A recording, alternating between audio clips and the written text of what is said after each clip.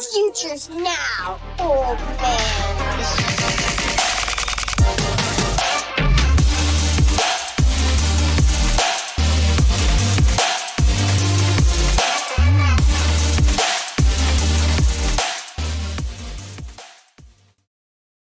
What it do, Emeka Egbegbu? This is Future First Podcast, where we help you win today with the Future First mindset.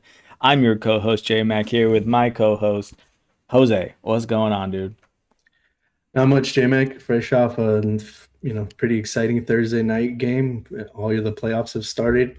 I know we're gonna get into that in our quick hit, but yeah, man, I'm good. A little under the weather, kind of battling the winter sicknesses and stuff. But how you been? I've been good, man. I see you got the festive Christmas tree behind you too. It looks good. Yeah. You got a train on your Christmas tree, dude. That's dope. Yeah, and it's just always me and my wife when we're talking about setting up our tree and stuff, we'd always seen that. So we kind of looked into it. It's not nearly as difficult. It's pretty easy, cheap. Just thought it's cool. The little kid loves it too. So little fun thing. Add a little bit extra merry to How the Merry Christmas. how does it attach to the tree? It's just like a long like things attached to like the base of the tree. So it could attach to like a real tree. Ours is a fake tree. I got So you. it just kind of it keeps the track up. Oh, okay, that's cool, man. Yeah, maybe next time you'll turn it on for us. All right, but let's get into it here. We are on YouTube. Go ahead and touch down on that like button. Go for two on that subscribe. Hit us up with a comment. You can. We're at the Future First Pod on YouTube, by the way. If you are listening to us here on Spotify, shout out to Fox, who's been helping us with their graphics as always. Follow her at bfoxworth07. We're also on Spotify and Apple Pods. You can follow and rate the show there and drop a 5-star review. And yeah, man, I guess we didn't really talk about it, but we are going to be moving here, getting another audience going, and hopefully getting hooked up into the player profiling network. So a little bit of news on that front. Yeah, it's pretty exciting. They got a pretty vast array of different types of shows and stuff. And so we're kind of jumping into their portfolio, their platform, just another way of getting our content to more people. It's a win-win for everybody involved. So I think that's coming down the pipeline here pretty shortly. So you'll be able to enjoy, our voices on their podcast platforms and everywhere that they kind of spread their fantasy and dynasty goodness around. Yeah, silky smooth voices all over the airways. All right, but we'll talk about that more in some episodes to come once we kind of put a bow on that and what it's going to look like and mean for the rest of you guys. But nonetheless, we got another episode teed up for you guys here. We're going to talk about what to do if you're not in the playoffs, if you did not make it. What can we do to kind of look to the future? Because Dynasty is year round. You never stop. You keep trucking. And even if you're taking a week off, that's fine. But we're going to get you prepped so that you can hit the ground running into the off season here. And then we're going to talk about some risers and fallers from the end of the season and what we saw from the beginning of the season to now, and who we think are some noteworthy guys to identify for those. But first, as always, a quick hit. You ready, dude? Let's go.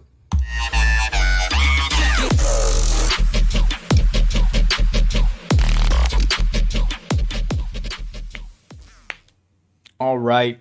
Let's talk about the Kyle Pitts and Bijan Robinson show. Man, Kyle Pitts with 3 touchdowns. What was it? 9 catches for 100 and some odd yards. Man, that was wild. We started him in our keeper 10 league and feeling real good about the 40 points he put up for us. Yeah, man. I mean, this is the Kyle Pitts that was promised. Like, being a 3-year post hype sleeper, my guy type of player, Kyle Pitts. I mean, he's been pretty decent all season. He's definitely taken a kind of step forward without Drake London and with Kirk Cousins. They seem to share good rapport. Cousins seems to kind of look for him, and Pitts is, running better routes, catching the ball better. So, he's, at least if you started him for whatever reason, maybe you had to, whatever, like we did, or, you just kind of wanted a tight end upside. He's taking you probably to the semis, and who knows, he might be one of those names that you look back on and you're like, oh yeah, Kyle Pitts, tight end one, weeks 1 and 3 of the playoffs, and week 2 was pretty decent. Who would have thought? This So guy would have thought it. this is what I'm hearing you saying is this is the Kyle Pitts that gets you addicted. Yeah, Like exactly. and you're just like, just one more Pitts. Just need one more Pitts. Exactly. But yeah, I mean, and then the other guy that you mentioned, right, that kind of was expected, at least you were hoping that you'd get that sort of performance. It's always good when the superstars come through, the ones that carried you to the playoffs, then show up. Bijan also looked very good. As a whole, the Falcons, I didn't get to watch any of the games, so I'm kind of just scoreboard watching here, but it seemed like their offense was doing pretty well. The Bucks seem to kind of be falling apart here down the stretch. They got two very important games versus the Panthers to just even win their division. And now it looks, I think the playoff odds dropped to like about even money, 50-50, that they make it. Mike Evans was back. I don't know how much he played. I saw that he kind of led the team. So he kind of went back to being Mike Evans, which for a couple of my rosters that have been waiting for him, nothing but good news. I don't know how many people, had confidence to start Mike Evans right off, a multi-week injury. But, and then the other guy you mentioned in the title, he's been letting you down for weeks. I mean, this week wasn't horrendous, but Egbuka, I think he was third fiddle, right? I think even Godwin, in terms of fantasy points, had more because Godwin caught the touchdown, right? So it's been rough sledding with Egbuka. And, if you make it out this week, you got another tough decision next week of if can you start Egbuka again. Yeah, I mean, as far as the Atlanta offense goes, they were the offense was Kyle Pitts and Bijan Robinson. I mean, when it boils down to that, Bijan had 180 yards from scrimmage. He had like 8 receptions for 80, 90 yards and catching. And then yeah, he rushed for another 100 on the ground. The commentators were saying how Kyle Pitts accounts for like 32% of the opportunities for Atlanta Falcons offense this season, or something crazy like that, which is the highest in all the league. I mean, this is the Bijan that we all wanted. And can you imagine what it would be like if Tyler Algier wasn't in the way of what Bijan is doing out there right now? He is a machine. It's great to see. And if you have him on your team, I'm sure you're ecstatic about this performance here. And then, yeah, the Mike Evans thing was weird because we came into this game expecting him to be on a pitch count or snap count, and it did not appear that way at all. And if it was that way, then every single time he was on the field, he was getting the ball. Like he was the number one target. He had a huge play where he just went up and mossed a guy for like 45 yards, which set them up in the end zone. And yeah, I mean, Mike Evans was Baker's go-to guy. And honestly, like Baker and Evans had the connection going.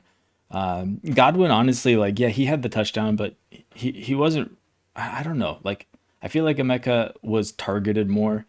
They just were bad targets. Like his first target early in the game, it almost felt like a miscue. Like Baker expected Egbuka to break left, but he didn't. He broke inside instead of outside, and so Baker just missed him by like 5 yards. But there were some other weird things, like at the end of the game on a crucial third down to keep the drive going so that they could win the game. He threw it like a yard behind Egbuka and just missed him. So, I mean, I think Egbuka had like 9 targets, caught 5 or 4 balls or something like that for 40 yards, 60 yards. It wasn't great. I mean, it wasn't terrible. He got you, 10 points in PPR, I think 8 points in half PPR. But yeah, it just highlights, like I really think Egbuka and Baker are just not on the same page for whatever reason right now, because you can see it working with Mike Evans.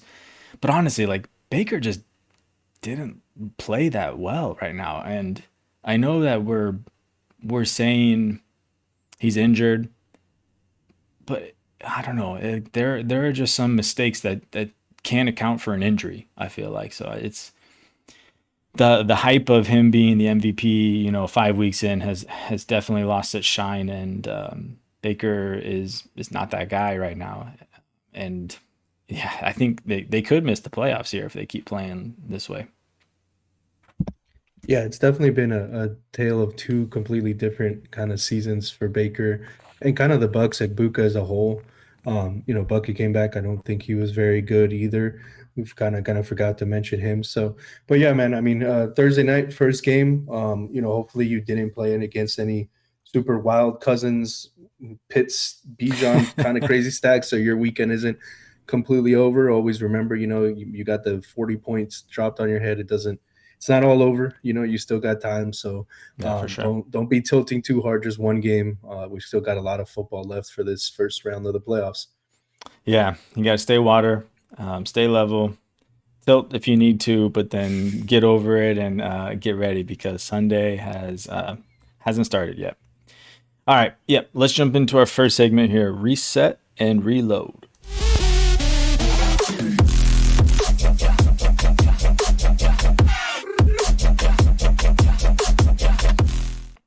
All right, we wanted to shift gears here because we've been talking a lot about, how to prep for these playoffs. And while half of the league is sweating out their playoff matchups, some of you, the other half of those leagues, are entering the most important and honestly the most overlooked part of the dynasty calendar, the offseason. So it's time to reset and reload. We're diving into some best practices and some smart moves to gain a sneaky advantage, to look forward and lean into if you're in a rebuild, or if you miss the playoffs and you just need to retool. So let's jump into that here. And our first practice that we kind of wanted to bring into view was, stashing for the future. We have a league where we're rebuilding, and we were hardcore sweating off all the weight, any kind of production. We sold Michael Wilson for Braylon Allen, who was injured. This was after Michael Wilson's very first big boom game.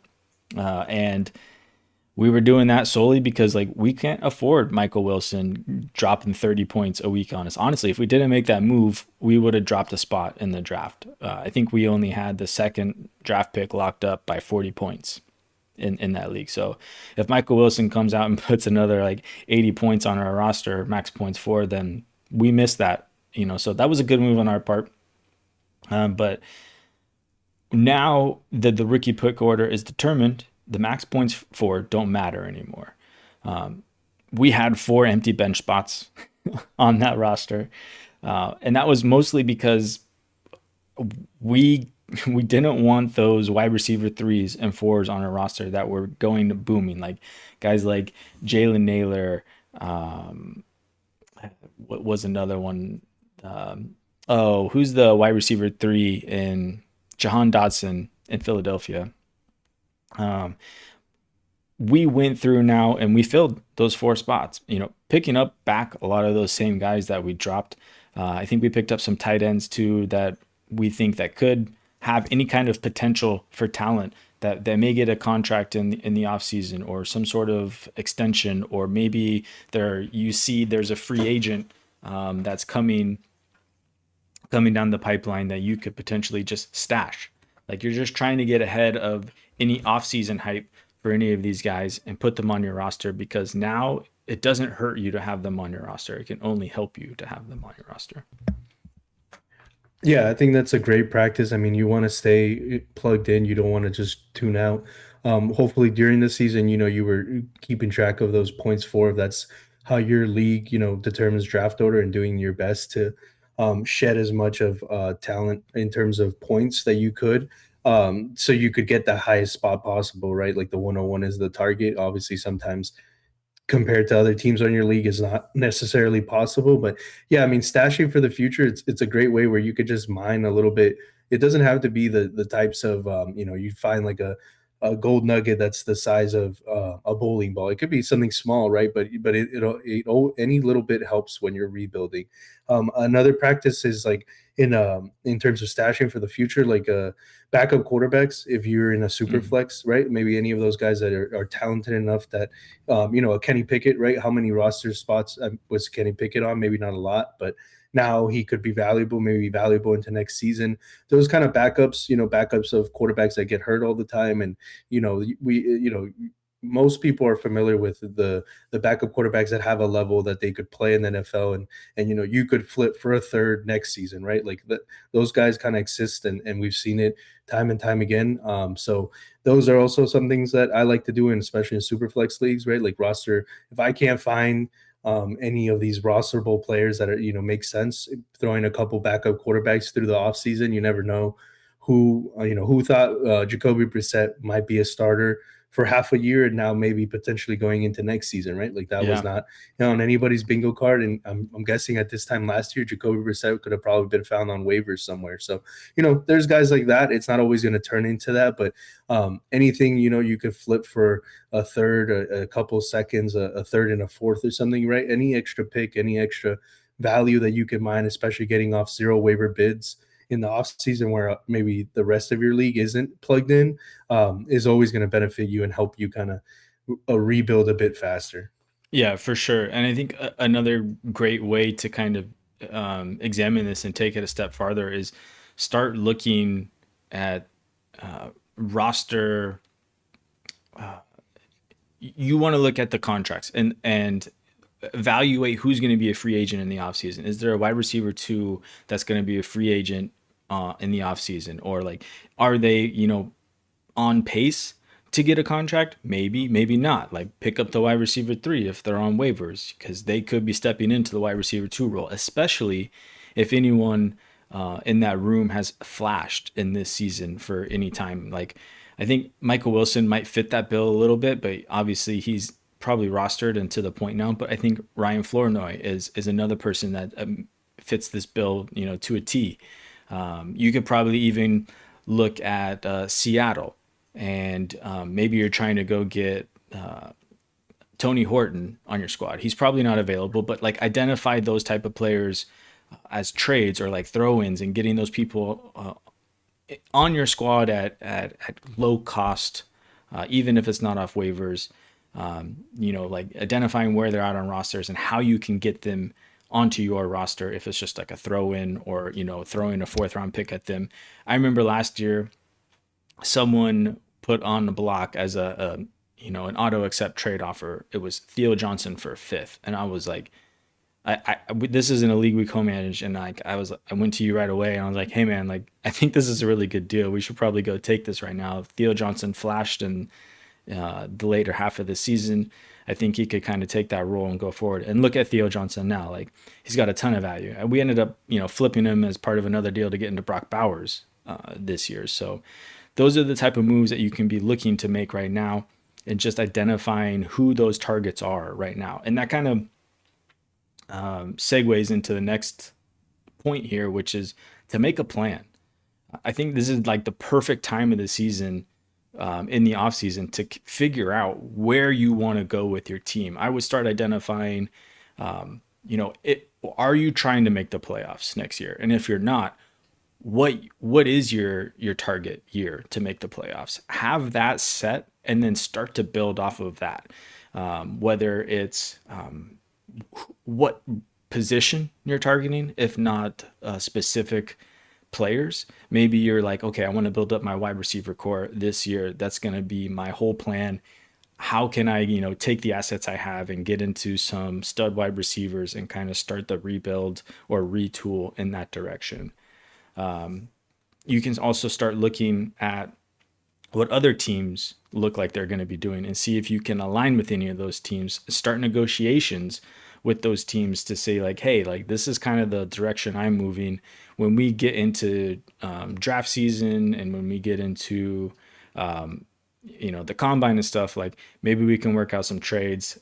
Let me know where your goals are and where you're aligning there, and just get ahead of those things and establishing those relationships with those teams now, and understanding what everyone's needs are so that you guys can find the best trades for each other.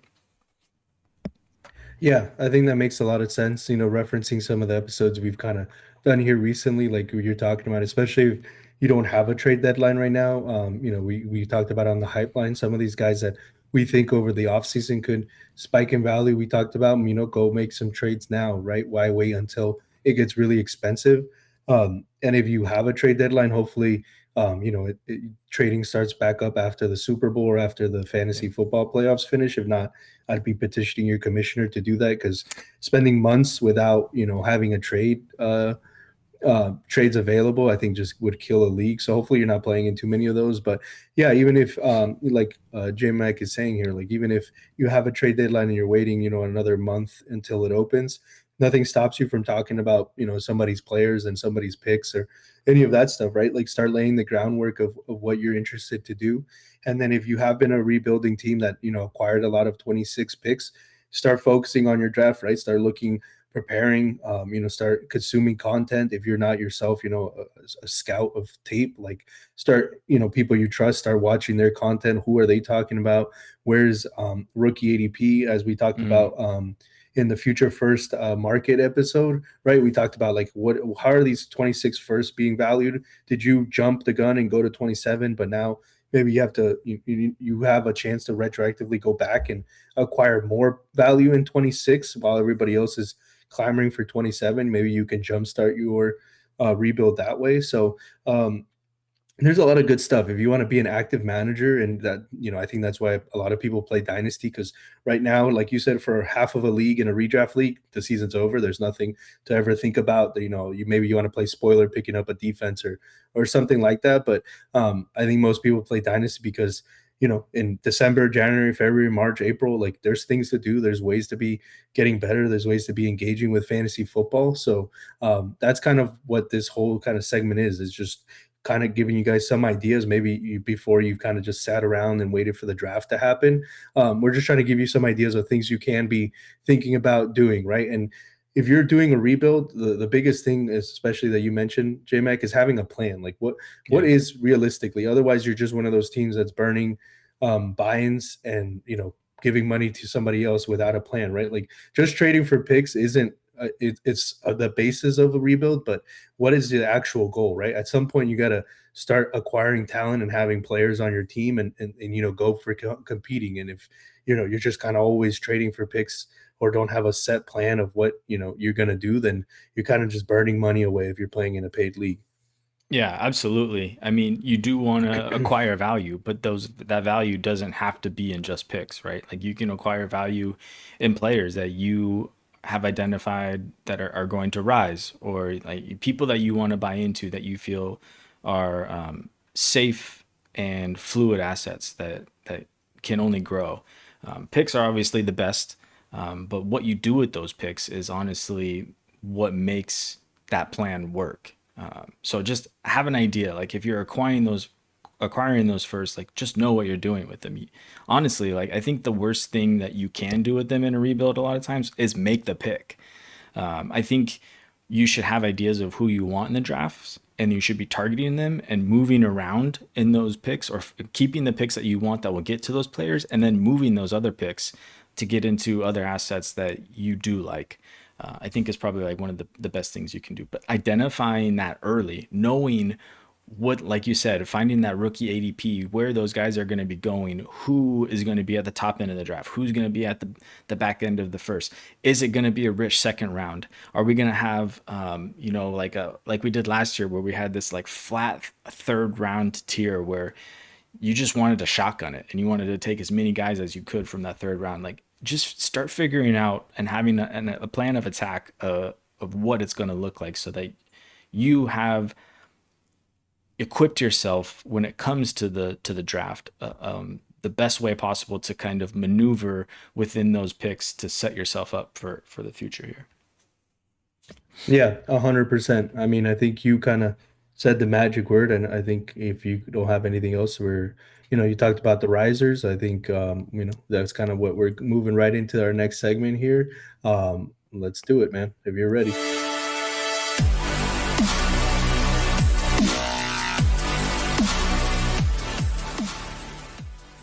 right, it's time for some risers and fallers.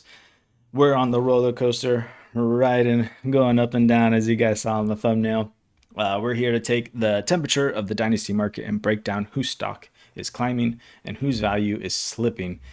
As always, this isn't just scores and vibes, it's role shifts, usage trends, injury fallout, and what the market is actually doing. These are players you should be getting ahead of or maybe getting out of. So let's talk about it, man. We identified quite a few risers here, and I guess the basis of identifying these risers, just so that people, can peek behind the curtain here, it was we were looking at Fantasy Calc, my preferred, valuation of players, which is based on real-time trades, and we looked at their value at the beginning of the offseason, or I guess the beginning of the 2025 season, and their value now, and who had the biggest risers or the biggest change in value based on that. And obviously, we have guys like Drake May, Jackson Smith and Jigba, Rashi Rice was up there, George Pickens is another one. We've been talking a lot about those guys, so we kind of wanted to shift some focus here on some of these other guys that may not have as big of a value gain as some of these guys, but they probably have a little more rich, actionable advice on these guys, just at least as it pertains to our show, because we've talked about these other guys so much in the past. And some of those guys we identified. I guess let's get into the first one here, which I think is probably really actionable on what we want to do with this player, and that's Jackson Dart. Rookie QB1 on the season. He started coming into the season at roughly a first round pick, a little over that, 3K value on Fantasy Calc. I think a future first pick on Fantasy Calc is right around 2,500. Now he's up to 5.4K, which is, like 2 first territory. I guess let's start there. Are you comfortable paying 2 first for Jackson Dart, or where do you stand with him? No, but I'd love to sell him for that, to be honest. It's not that I don't believe that he could be worth that. I just think there's a lot of stuff that's still kind of unknown, right? There's going to be a lot of moving parts in New York the next coming year. It does seem like they're setting up their little nucleus of players, at least on the offensive line. Offensive side of the ball. But yeah, I think if I could get 2 first for Jackson Dart, I'd definitely be selling. I don't think Jackson Dart's one of those players that's like, I don't disbelieve in the talent. I don't know. I feel like there's other players I could get for that price that I feel more comfortable, or I feel more secure in investing that sort of capital. But I mean, I think it makes sense. To start the year, most people were thinking he wasn't going to start until halfway through the season, maybe later. And when he did start, he's looked very good. Now, obviously, he's got to take care of his health. They got to use him a little bit more in a smarter way, right? To protect him, protect his future. He's already, I think, evaluated for multiple concussions, been out with a concussion, been, taking some pretty big hits. So he's got to be a little bit more careful. The offense has got to, protect him a little bit more. But in general, I could see why that value has, almost doubled, right? And I think it makes sense. Personally, that's not the way I would go with that sort of draft capital, and he's not the quarterback I would be looking to build around in my Superflex league. But I can see the appeal, right? I mean, he's got a lot of those things that can break fantasy football if he stays healthy. Yeah, I'm kind of on the skeptical side of it too. I mean, obviously, I've been on this podcast saying that we should have sold Jackson Dart, before his first start, and I did that in one of my leagues, and I'm, somewhat regret it, just because the value of what I could have gotten for him now is a lot more. But I still am on board with selling Jackson Dart, and a lot has played out into what that theory of selling Jackson Dart, prior to his first start was, of the head coach getting fired.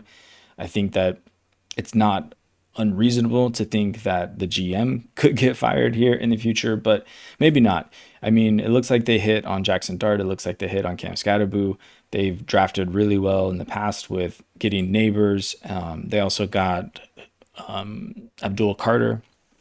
So, I mean, I also wonder too how much of the talent evaluation was coming from the GM, or how much of it was coming from Brian Dable, who I think is a great evaluator of talent myself. So I'm interested to see how that's going to play out into the future. But that point aside, I don't know what this offense is going to look like in the future with a new head coach. I think Brian Dable is really creative enough to kind of make the most of Jackson Dart. And obviously, Dart did a lot fantasy wise with his legs. And if the idea is to protect Dart, are they going to bring in a coach that is creative, or are they going to bring in someone who's just going to be the puppet that thinks, that the ownership wants, so that they can kind of protect the future of what it is? And if they do that, is that going to be a limiter, so to speak, on Jackson Dart, where we may not get, the production that we saw this year from him? So I don't know. I have concerns, but I mean, nonetheless, like, I'm excited to see what it's going to look like with Malik Neighbors, with Cam Scatterboo back healthy. They got Theo Johnson. Their defense is, it's nasty. I don't think it's shown like how good it actually is this year. If they can build up that offensive line a little bit more in this offseason, I think it's really exciting to see what they could be. I'm just not going to bank on that. And I guess just real quick before we move on to this next guy, like, where do you think he's going to slide into, startup ADP next year, QB wise? Yeah, I mean, it's hard to say because I think there'll be like a believer or two of Jackson Dart in every like draft probably that you're doing. So I think he'll still go pretty high. I mean, I think like a mid quarterback two, maybe a little higher end quarterback two, like quarterback 14 or so. It also depends, right, how some of these other guys finish. I mean, you have cases like Kyler Murray, like what's his career going to? Like Baker Mayfield, how is he ending the playoffs? Like there's some other guys who have a lot of questions who, maybe Jackson Dart just jumps over just because, he's a new kind of up and coming quarterback. And that I think always gets people really excited. So I could see him there. But you could always have a Jackson, Dart truther who takes him, as a mid quarterback one or, the 10th I feel quarterback like, off the board or something, like it's all going to depend, but I would definitely let somebody else do that, I think. yeah, I feel like honestly, like, he's probably going to slide in to like QB 8 or 9. I think like as we get closer to April and things kind of start settling in, and that's scary. Like I don't think I'll be paying that price. Yeah, 100%. Yeah. All right. Let's move into the next here, who has had a great rookie season so far, and he's kind of still on the rise here, and that's Harold Fannin. There was a lot of hype for him coming in from the preseason to the regular season. There was a lot of talk about his usage, and we kind of saw him being used in the preseason, and his price or his value has jumped from 1.3K to 2.7K, so it's doubled. But honestly, like 2.7K, that doesn't feel strong enough, to be honest. Like I don't think if I'm sending a first for Fannin, I don't think a lot of teams are going to be accepting that at this point in time. He's looking really good with Shadur Sanders. His target share, I think, is high 20s, low 30s, and we saw that even with Joe Flacco. And he's just a monster out there and getting open. And I mean, who else are we looking at in that offense to kind of produce? We have Jerry Jeudy and Cedric Tillman. And outside of that, like, I think we're just banking on Quinshon Judkins to kind of carry the load of it. So I feel like Fannin is pretty safe in his role, and he's kind of taken the tight end one role from Njoku there. So it'll be interesting to see what happens to Njoku in the offseason if he gets traded. I haven't looked at what his contract looks like or anything like that, but I guess what are your impressions with Fannin in his rookie year here? Yeah, I mean, I remember you talking about him kind of at the beginning of the season. You were pretty high on him, and I kind of just wasn't, use the meme. Sorry, Mr. Fannin, I wasn't, familiar with your game, but he's definitely proved it. I mean, he's had the quarterback carousel, the poop show that they got going on over there in the Cleveland Browns organization, who, by the way, I guess I have to mention this just because Hansen on the red zone mentioned it like 8 times. They were wearing uniforms that were sponsored, and he kept just saying it over and over. He's like, "Oh yeah, the Browns wearing their dude wipe uniforms," and he was just like hammering that home. I don't know why. I don't know if it was part of his ad. Sorry, complete tangent, but yeah, Harold Fannin. Yeah, man. I mean, he's a freak athlete, right? And he's kind of doing what you want to see from a rookie. He ramped up his snap share and then he ramped up his target share, and now he's kind of taken a job from a established freak of nature in terms of physical attributes like him, like Njoku is. And he's, if Shador is the plan going forward, seems to be a good chemistry with Shador. Shador looks to kind of look his way. And so it's all going positively. I mean, I have to be honest, I feel like maybe I'm still undervaluing him, because if I had Harold Fannin anywhere and somebody offered me a first, I think I'd easily do that. But you seem to be on the other side. So, the fact that we have such different opinions, I mean, in his value means that if you're kind of on the Harold Fannin side, maybe you don't even have to offer a first. Maybe, I would take a couple seconds for Harold Fannin right now. Maybe, again, I need to reevaluate my value on him, but that means that there could be, just like that, other people in your leagues that have the same thing. So if you're into Harold Fannin, or you're kind of looking for a rookie tight end upshot into the future, go knock on some doors. That's kind of part of also what was in the previous segment we were talking about, right? Like Harold Fannin could finish this season with Shador and be, a tight end 1 or a top 5 tight end for the next 3 or 4 weeks. And then all of a sudden, yeah, you're having to play a first and maybe more, right? Maybe he does that, and then in the offseason, Njoku gets cut or traded, and now it's the Harold Fannin show for sure. So that's kind of like what we've been talking about. If that's a guy you believe in, why wait until everybody else believes in him as well, right? If you have a guy like me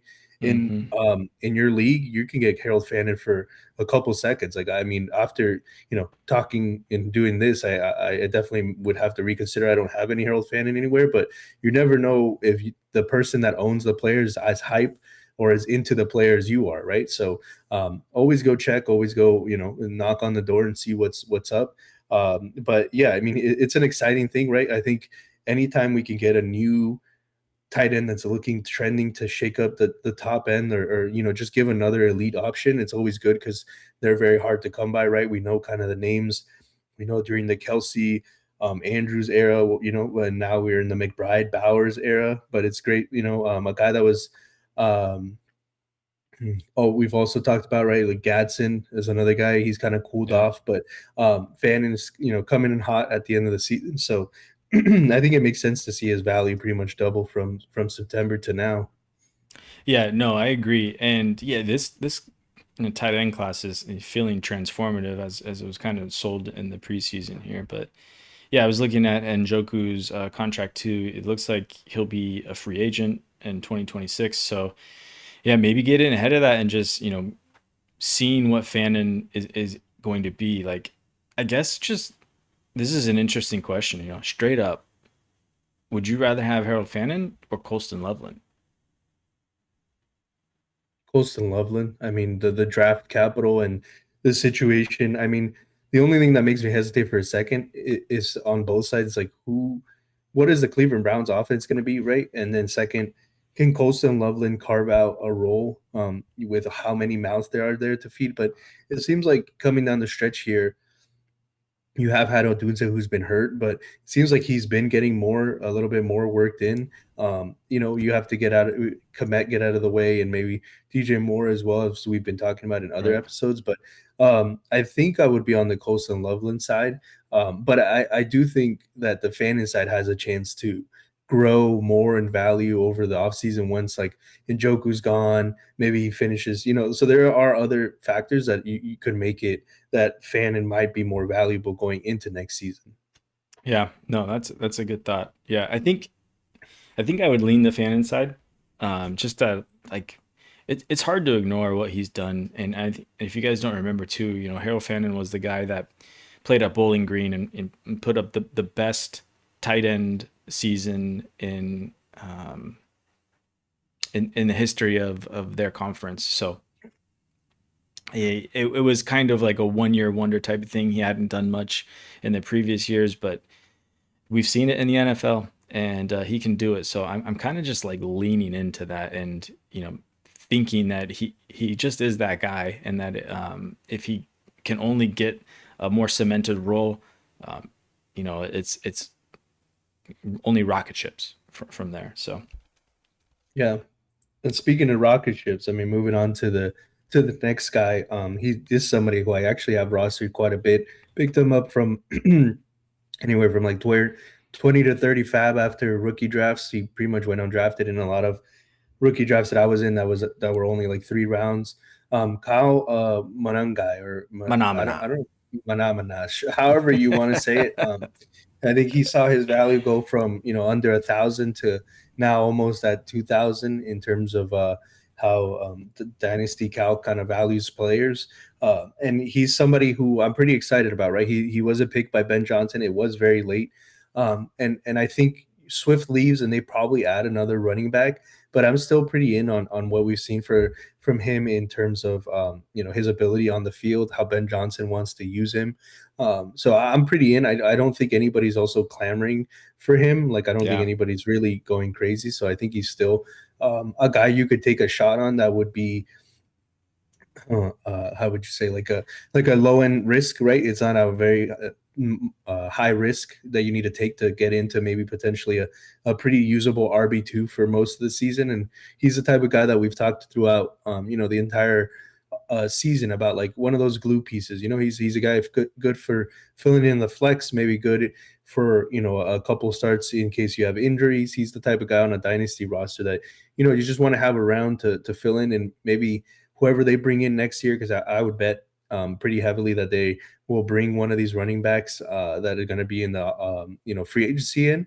But it could be a situation where that guy gets hurt and he does what he did this season in the game or two where Swift missed. So Yeah, it'll be interesting too. I think just given the build of Monangai, I'd expect to see a lighter pass catching back go there.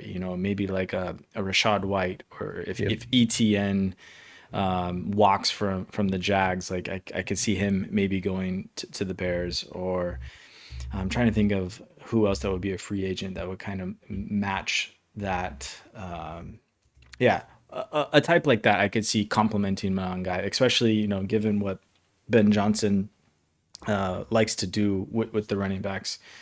It'll be interesting to kind of see what it is. But yeah, I'm with you, man. I think Monangai, you could probably get into him for like a second. Like is it going to take a mid second, or like I'll send a late second, like hands down, like no questions asked, just to kind of probe if the manager is looking to sell him or move on him. But yeah, I think what we've seen from him this year has been really great, and honestly encouraging for a 7th round NFL draft pick, I think is where he was it going. was real late. So Yeah, it's let's see. Let me pull up his stats here and kind of where he's at on the season here. Um, yeah, he's at 135 attempts for 648 rush yards, so that's good for 4.8 a carry. He's also got 11 receptions for 97 yards, 5 touchdowns, 9 fantasy points per game. That's all really, really great stuff, I think. Yeah, I'm not clamoring over Monangai, but I mean, like you said, if you had this guy off waivers after your dynasty rookie drafts, yeah, what is it taking for you to let go of him right now? Are you just trying to like capitalize and get that found money and roll it into a late second? yeah, I think if somebody came with a second, I might entertain it. Also, it's just one of those things, like if you think you have a startable running back, those are pretty hard to come by. So Yeah. you could maybe roll that asset into, or you could just stick with it and see. Like we're talking about, oh, we're for sure they're gonna bring somebody in, somebody like for sure. I mean, crazier things have happened where maybe they go and they just draft another 7th round rookie, and Monanga is kind of the clear guy. Like I do think that's a little unlikely, but there's nothing that says that it can't happen, right? Like the Bears might feel like they have drastic needs somewhere else than spending money on a running back, spending money or another high end capital on a running back. But so I think a second makes a lot of sense. If I'm a rebuilder, I definitely am jumping on that. If I'm more of Yeah. a contender or looking to contend next year. I think I'm holding Monongai on the hope that he's more of a usable asset than who I'm drafting at the end of the second. Yeah, no, I think that's smart, right? It's kind of you know, context matters here. And again, this goes back to like making a plan for your squad. Like, are you looking to contend next year? Then cool, Monongai might be for you to kind of hold on to. If you're not, like, let's get him off your squad. Let's capitalize on that found money that you have for him, and take that safer investment and kind of move it forward.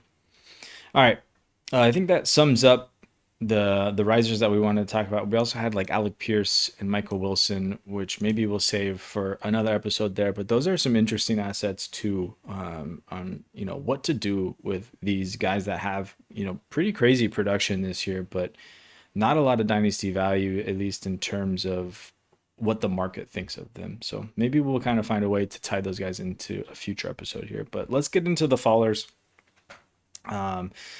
Yeah, there was quite a few this year, and I think some ones that we should highlight are like guys like Jaden Daniels. He was obviously going as like startup QB2 in a lot of leagues, maybe around 2 or 3.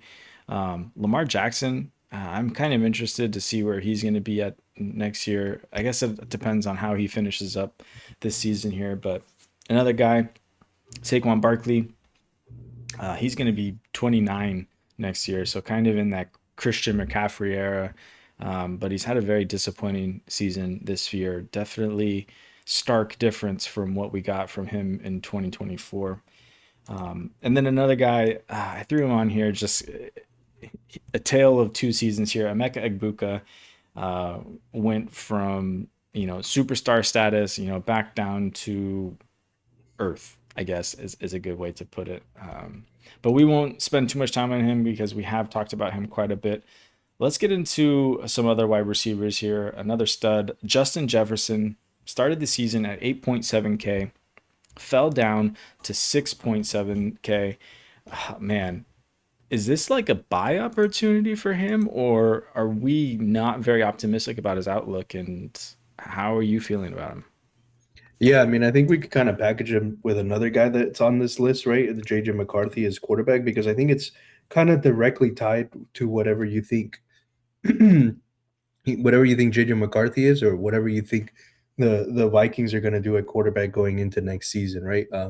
JJ McCarthy started out as a pretty hopeful Kevin O'Connell, like he was at 4K, now he's down to 2.6K. So he kind of saw the same type of hit that Jefferson saw, almost losing 2,000 points in value.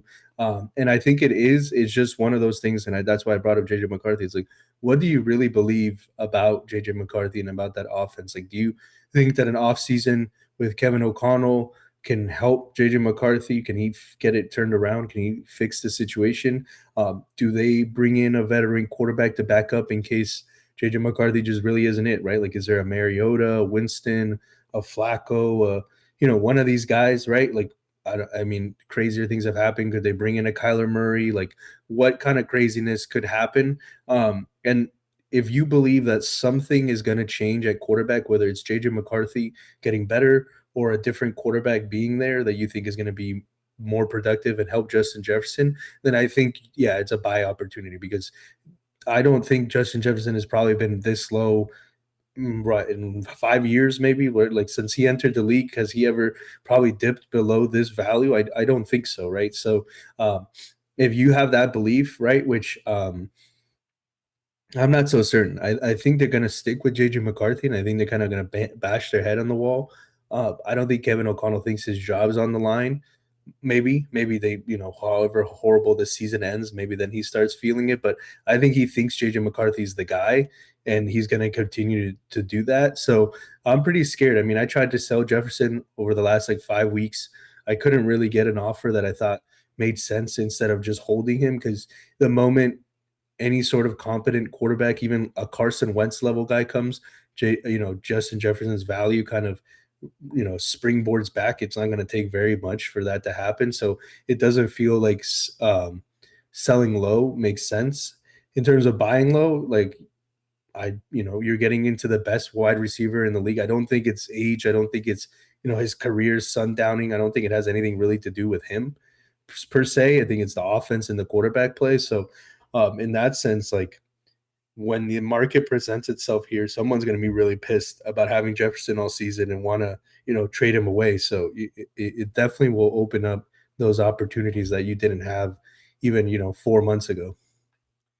Yeah, I think it will rebound at some point in time. I think the narrative will change, and at the very least, there will be hype for Justin Jefferson just because the value is so low. Um, and I think there is merit to selling. I don't want to say low. Like, I don't think we should be selling at the 6.7K value, but I don't think you're gonna get back up to that 8.7K where you're gonna be selling them for like 3 first plus type of thing. But if I'm getting in there and I'm getting a strong offer of close to 3 firsts for him at any point, I think that's where I'm probably going to start moving off of him now. And the reasoning for that is not necessarily because I don't believe in them turning the offense around and getting it in, but the time that it takes to turn that offense around, if it doesn't happen in the offseason, Justin Jefferson is going to be 27 next year. So he's kind of getting to that apex already. And what is it going to look like for, 2027 when he's 28 and, 2028 when he's 29? Like, I'm trying to get ahead of what it is. And I could see Justin Jefferson being on that AJ Brown trajectory where we kind of saw a decline of AJ Brown last year, and that value, slowly started to dip. And then now this year, AJ Brown's value has just pretty much bottomed out. So I think like if there's any kind of hype next year for Justin Jefferson where I can get like decent value, like close to 3 firsts, maybe around that 7.5K, like I think that's probably where I'm trying to exit off of Justin Jefferson there. But if I can get into Justin Jefferson right now at that 6.7K, like I think that's probably something I'm looking to get into, just knowing that there will be hype for him at some point somewhere down the line, and you can probably get out of him for a value flip there. Yeah, 100%. I think that makes a lot of sense. Yeah, okay. Let's get into another guy here, Rome Odunze. He's been on a roller coaster. He was on the cover with us, right? No, just kidding. Yeah, at the beginning of the season, preseason, he was at 3.5K, so right around a first plus. I think in some leagues I was getting him for like the 112. And then he started off really strong this season, and he kind of spiked at 5,500. But now he's back down to 3.6K. So kind of where he was at the beginning of this season, because we've seen a lot of nothing from him in these last few weeks, which has honestly hurt me quite a bit because I have a lot of Odunze here. But I'm also like, I'm not discouraged about it. He's been hurt. We have a new offense where they're trying to figure out what they have with these new young players of Colston Loveland and Luther Burden, and DJ Moore is still there, which I don't anticipate him being there, long term in the future. I don't know. Like, if I have Rome Odunze, I'm probably holding. But if I don't have him on that squad, I'd also entertain like buying into him at that price. Like, if I can get it into him again for what is the 112, the 2026 112, like I'm taking that. I'm just gonna bet on Rome Odunze, who the player who I think is really good, who we've seen be really good, and the chemistry with Caleb is only growing. I'm just gonna bet that he hasn't been healthy, and that offense is still kind of figuring things out, with the new offensive coordinator, and he's gonna bounce back. He could be JSN next year on that year 3 trajectory, just going through the roof. I don't know. Are you on the same thought process there, or where are you at with Rome? Yeah, I mean, I didn't have a ton of Rome. I tried to get into Rome several times throughout the season and just kind of didn't work out. So I don't have a lot of personal shares, but I kind of agree. I think he's kind of in a situation where, you don't want to sell. You probably experienced the highs, so selling now on the low wouldn't make a lot of sense. It's mostly a hold, and if you can get in on the the lower end price, I think this is back to a pretty low price, like you're saying for Rome. I think it's only going to go probably back up at some point, so you can, like you were talking about with Jefferson, potentially like value flip there if needed. But he's so young, and he's tied to a really good offensive minded head coach, that I think it's just going to go back, and he's gonna be more valuable next season than however he finishes, especially because it seems like he's hurt, and that clearly seems to kind of be weighing down his fantasy production in the last few weeks. Yeah, and he also just feels like someone that you can wait on. Like you said, he's really young. That offense is really young. It's only gonna, grow together with Caleb Williams as young as he is, and now they have Colston Loveland and Luther Burden to kind of all grow and kind of get into a rhythm here. So if not 2026, like I would still feel okay about the future with him. So he feels like a really safe, stable asset that you can kind of buy into there and feel good about building towards the future, even if it's not in the plan for next year.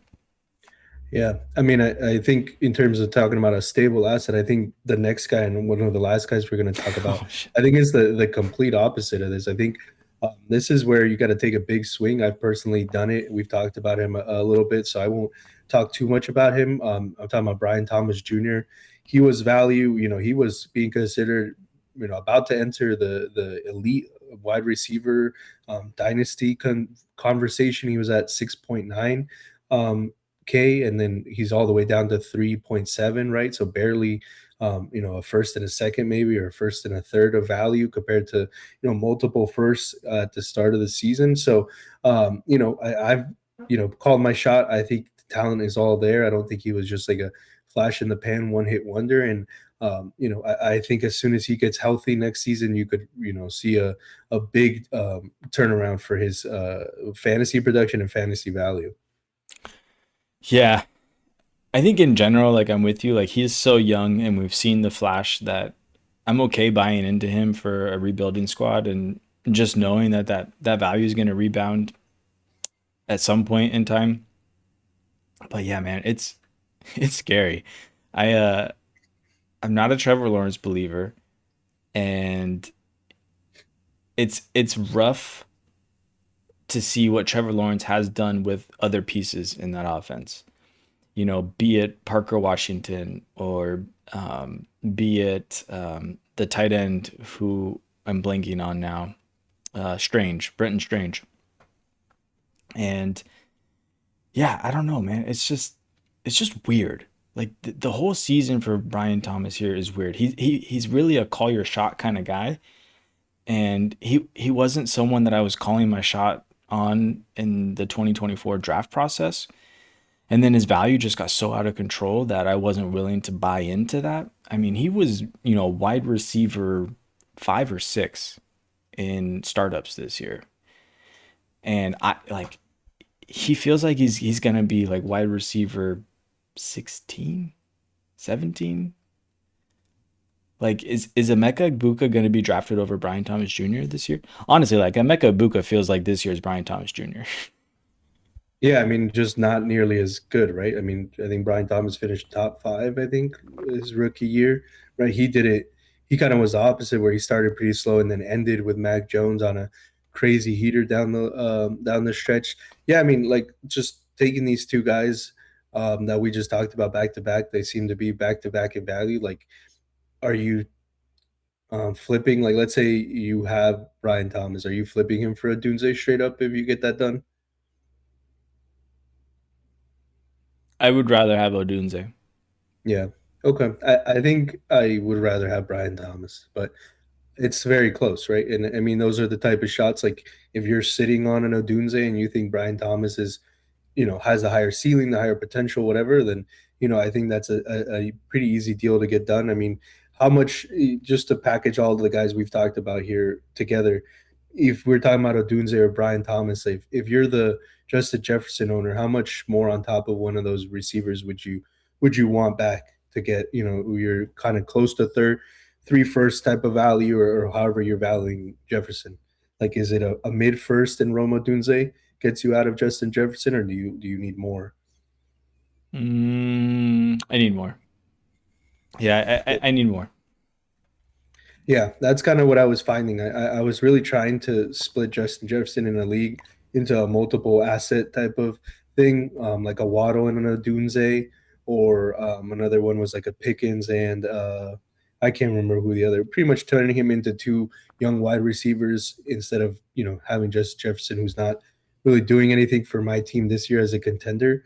And it was hard. I think just the value that Justin Jefferson is perceived right now, I think Yeah. a lot of people are really scared. So, you know, trying to flip him for a younger wide receiver that people have is scary, I think, to a lot of people. Yeah, especially too when you know what Justin Jefferson is and it feels like you're selling low on him. Like I think that's gonna scare a lot of people off, which is why I don't think you're getting deals done at what Jefferson's value is at right now. I think it's as low as it is because we have the stink of the production and point scoring season in there. People are selling low on Jefferson because they need the points on their roster. So I think that kind of all equalizes as the offseason approaches, and these values will kind of start to stabilize and come back up to where they were offseason wise. Yeah, 100%, man. All right. Well, I think that wraps us up, man. Did you have anything else you wanted to touch on here before we roll into the outro? no, and my voice and spirits are kind of giving up on me here. It's I've been trying not to cough. Hopefully, I got all the mutes in there through my coughing fits. But yeah, man, let's hit the outro. We're in it. Yeah, man, you did great. Your voice sounded so good. Yeah, go get yourself some tea, or I don't know, maybe a cocoa, whatever your hot beverage of choice is. You can go enjoy your train driving around your tree.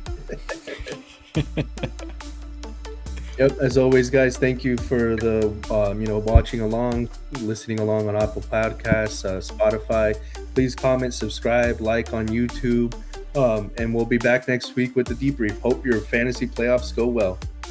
Hey, man, I hope you guys started Kyle Pitts, and your life is not the pits for it. But yeah, hey, go get those dubs, guys. Week 15, we're out of here. We'll catch you on the flip side.